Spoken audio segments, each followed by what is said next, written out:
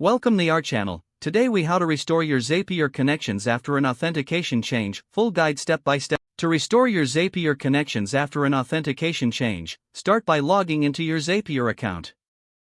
Navigate to the My Apps section in the sidebar. Here, you will see a list of all connected accounts and services. Find the app that has the authentication issue. Select the app to view its connection status. If the connection is broken, you'll see a prompt indicating that re-authentication is needed. Click on the Reconnect or Reconnect Account button. You will be redirected to the login screen for that specific app. Enter your credentials to log in. If prompted, grant Zapier the necessary permissions to access your account. Once authentication is successful, you will be redirected back to Zapier. You should now see that the connection is restored. Next, navigate back to your Zaps that utilize this app. Test the individual Zaps to ensure they are functioning properly.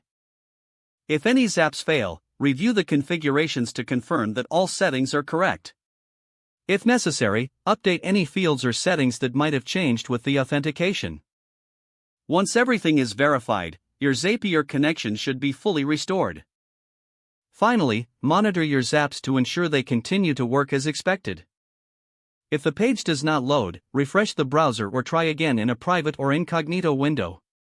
Make sure you are using the correct email address, then retype it carefully to avoid small typos. If your password is not accepted, use the reset option and create a new strong password you can remember.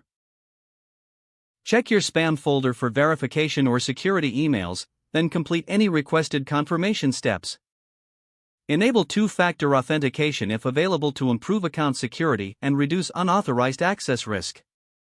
After signing in, review your profile details so your contact information and settings are accurate and current.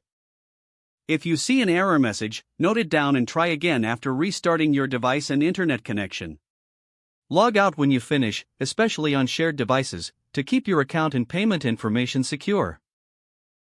If the page does not load, refresh the browser or try again in a private or incognito window.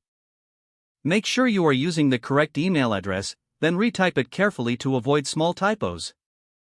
Don't forget to like this video and subscribe to our channel for more step-by-step tech guides.